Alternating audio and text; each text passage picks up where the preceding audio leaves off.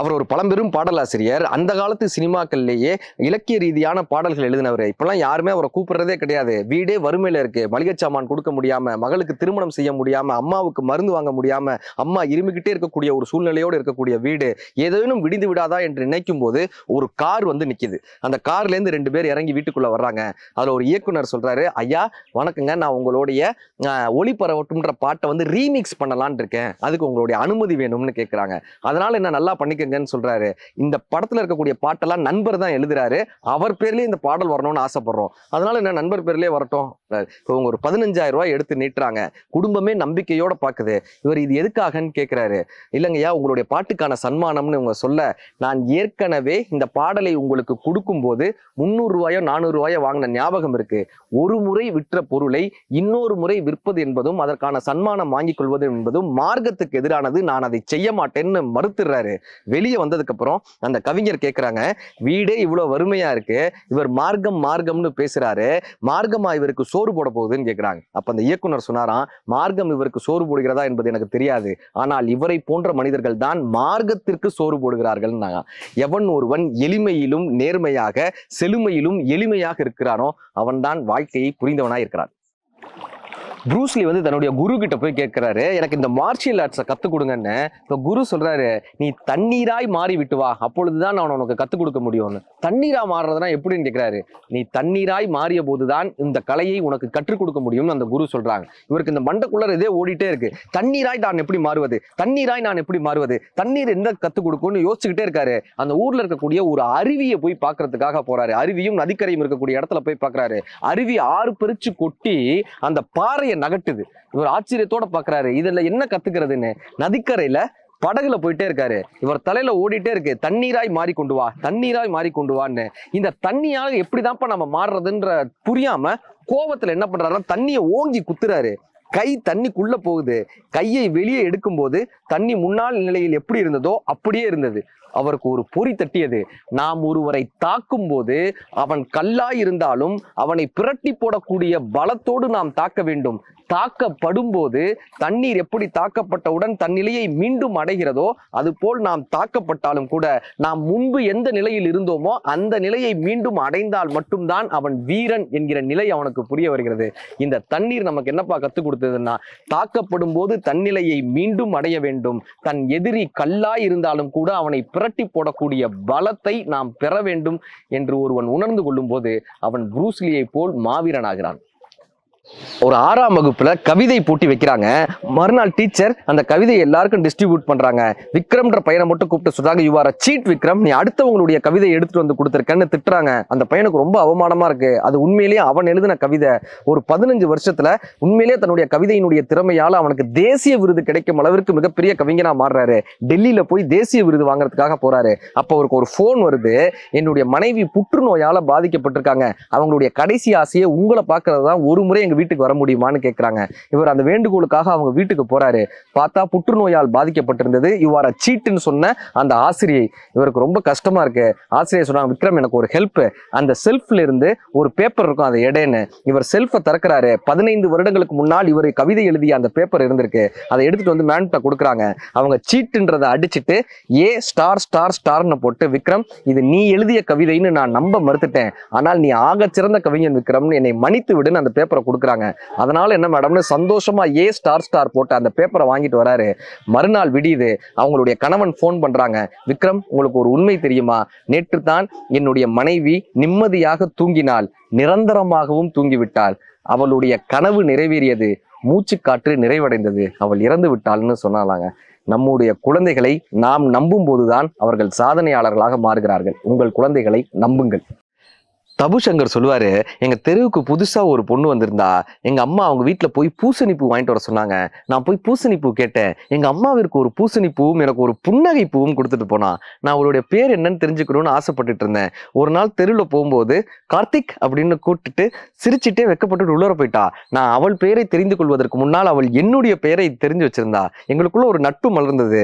நட்பு காதலாக அரும்பியது. நாங்க 2 பேரும் ஒரு திரைப்படத்துக்கு போயிருந்தோம். அது ஒரு திகில் படம். படம் முடிச்சுட்டு வெளியே வரும்போது எத்தனை திகில் காட்சி பார்த்தியான்னு கேட்டா, நான் மொத்தம் 28ன்னு சொன்னேன். அத்தனை காட்சி எண்ணினியான்னா, இல்ல நீ ஒவ்வொரு முறை பயப்படுறப்பையும் என்னுடைய தோல்ல சாஞ்ச, நீ 28 முறை என் தோல்ல சாஞ்ச தெரியுமா நான் சொன்னேன். அவ உடனே வெட்கப்பட்டு தலைய குனிஞ்சா. பயப்படும் போதெல்லாம் என் தோல்ல சாயிற, வெட்கப்படும் போது சாய மாட்டியான்னு கேட்டேன். அதுக்கு அவ பயப்படும் போது உன் தோல்ல சாஞ்சா பயம் போயிடும், ஆனா வெட்கப்படும் போது தோல்ல சாஞ்சா நீ கூட கொஞ்சம் வெட்கப்பட வைப்பியேன்னு சொல்லி வெட்கப்பட்டுட்டே ஓடி சென்றாள். எதை கேட்டாலும் வெட்கத்தை தருகிறாய், இந்த வெட்கத்தை கேட்டால் என்ன தருவாய் என்று காதலினுடைய ஆழத்தை தமிழ் சங்கர் சொல்லியிருப்பார். மகாபாரதத்துல ஒரு அருமையான கதை வரும். ஜெயத்ரதன் ஒரு கிளி வளர்ப்பாரு. இந்த கிளி பேசும், ஜெயத்ரதனோட கிளி பேசும். அந்த கிளி கேட்கும், நான் இத்தனை நாட்கள் உன் கூட இருந்துட்டேன், எனக்கு எப்ப விடுதலைன்னு சொல்ல அப்படின்னு. இப்ப ஜெயத்ரதன் சொல்வார், எல்லாமே நான் என் குரு கிட்ட தான் கேட்பேன், என்னுடைய குரு சொல்லும் போது உனக்கு விடுதலை அப்படின்றாரு. என் குரு சொன்னா தான் நான் உன்னை விடுதலை செய்வேன், உன்னுடைய குரு கிட்ட போய் கேட்டுட்டு வான்னு கிளி சொல்லுது. இப்ப ஜெயத்ரதன் தன்னுடைய குருவான துரோணாச்சாரியார்கிட்ட போய் கேட்கிறாரு, என்னுடைய கிளிக்கு எப்ப விடுதலைன்னு கிளி கேட்டுச்சு. உடனே துரோணாச்சாரியர் இதை கேட்ட உடனே மயக்கம் போட்டு விழுந்துடுறாரு. இவர் ஏன் மயக்கம் போட்டு விழுந்தாருன்னு எல்லாருக்கும் தெரியல. எல்லாரும் வந்து அவரை தூக்குறாங்க, குருவை வந்து தூக்கிட்டு போறாங்க. இப்ப ஜெயத்ரதனுக்கு என்ன பண்றதே தெரியல. கிளிட்ட வந்து சொல்றாரு, உனக்கு நான் எப்ப விடுதலைன்னு கேட்டேன், என்னுடைய குருவே மயக்கம் போட்டு விழுந்துட்டாரு, அதுக்கு பதில் இல்லாம என்னோட குரு மயக்கம் போட்டு விழுந்துட்டாரு, உனக்கு விடுதலை கிடையாதுன்னு நான் நினைக்கிறேன் அப்படின்னு ஜெயத்ரதன் சொல்றாரு. இப்ப இந்த கிளி இதை கேட்டுட்டு கிளி மயக்கம் போட்டு விழுந்துருது. ஐயோ கிளி மயக்கம் போட்டு விழுந்துருச்சேன்னு அந்த கதவை திறக்கிறான், கூண்டினுடைய கதவை திறக்கிறான். கிளி பறந்து போயிடுச்சு. என்னப்பா அர்த்தம்னாங்க, துரோணாச்சாரியார் கிளி விடுதலை அடைவதற்கு இதுதான் வழி, மயக்கம் போட்டு விழுவது மாதிரி நடிப்பதுதான் வழி என்று கற்றுக் கொடுத்திருக்கிறார். இது ஜெயத்ரதனுக்கு புரியவில்லை, ஆனால் கிளிக்கு புரிந்து விட்டது. எவன் ஒருவன் குரு சொல்வதை அவர் வார்த்தைகள் இல்லாமல் குருவின் உடல் மொழியை கொண்டே புரிந்து கொள்கிறானோ அவன் வாழ்க்கையிலிருந்து விடுதலை பெறுகிறான் என்பதை இந்த கதை நமக்கு கற்றுக் கொடுக்குது. There is a difference between popularity and celebrity. பிரபலமாகுவதற்கும் கொண்டாடத்தக்க மனிதர்களாக வருவதற்கும் வித்தியாசம் உண்டு. இன்னைக்கு இருக்கக்கூடிய சூழ்நிலையில் எல்லா மக்களும் சமூக வலைதளங்களை தங்களுடைய புகைப்படங்களை மூடுவதன் மூலமாகவோ கோமாளித்தனங்கள் செய்வதன் மூலமாகவோ பிரபலமாக வேண்டும் என்று ஆசைப்படுகிறார்களே தவிர கொண்டாடத்தக்க மனிதர்களாக வர வேண்டும் என்பதற்கான மெனக்கடல் இன்றைய இருக்கக்கூடிய மனிதர்களிடம் இருக்கிறதா என்றால் அது கேள்விக்குறியாதாங்க இருக்கு. ஒரு தொழிற்சாலையிலிருந்து ஒரு கருப்பு புகை கிளம்பி மேலே மேலே செல்லுது. அங்க இருக்கக்கூடிய மேகத்தை பார்த்து கருப்பு புகை சொல்லுச்சான், நானும் கருப்பாத்தான் இருக்கேன், நீயும் கருப்பாத்தான் இருக்க, நானும் மேல வந்துட்டேன், நீயும் மேலதான் இருக்க, நானும் உயர்வான இடத்துல இருக்கேன், நீயும் உயர்வான இடத்துலதான் இருக்க, நானும் நீயும் ஒண்ணுதானே அப்படின்னு அந்த கருப்பு புகை கேட்குது. இப்ப மேகம் சொல்லி சிரிச்சுக்கிட்டே இடியா மாறி மழையா பூமியில பெய்யுது. இப்ப பூமி சொல்லிச்சான், மேலே மேலே செல்பவன் பெரியாள் கிடையாது, மேலே சென்ற பின்பு தனக்கு கீழே இருப்பவனுக்கு எவன் ஒருவன் பயனுள்ளவனா இருக்கிறானோ அவன்தான் வாழ்க்கையில் வெற்றி அடைந்தவன் பூமி சொல்லிச்சான். நீங்கள் பிரபலமானவர்களாக இருக்க வேண்டுமா, புகழடைந்த மனிதர்களாக இருக்க வேண்டுமா, பாப்புலாரிட்டியா செலிபிரிட்டியா, உங்கள் கைகளில். நாம் யாரை நேசிக்கிறோமோ அவர்களே சில நேரம் நம்மை நிராகரிக்கிறார்கள். நாம் யாருக்காக போராடுகிறோமோ அவர்களே நம்ம தோல்விக்கு சில நேரம் காரணமா இருக்கிறார்கள். நாம் யாரை நம்புகிறோமோ அவர்களே நம்மை ஏமாற்றுபவர்களாகவும் அமைந்து விடுகிறார்கள். 2ஆம் உலக யுத்தத்தில் தனது இரத்தத்தை வேர்வையாக சிந்திய வின்ஸ்டன் சர்ச்சிலை அவரது மக்களே தேர்தலில் தோற்கடிக்கிறார்கள்.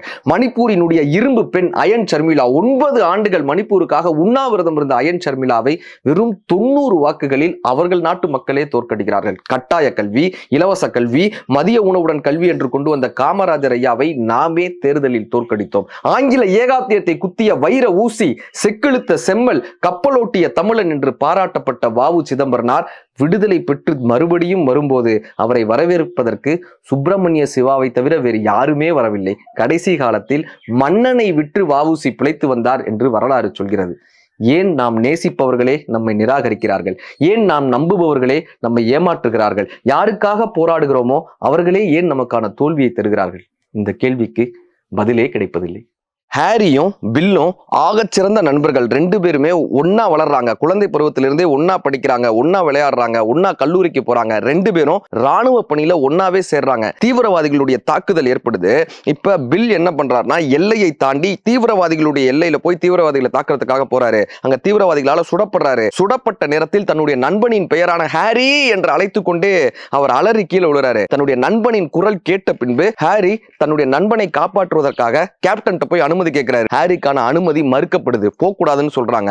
எல்லாருடைய பேச்சையும் மீறி தன்னுடைய நண்பனிற்காக தன்னுடைய உயிரை பணயம் வைத்து அந்த எல்லையை கடந்து போய் தீவிரவாதிக்கு எல்லைக்குள் இருந்து தன்னுடைய நண்பனின் சடலத்தை மீட்டு எடுத்துட்டு வர்றாரு.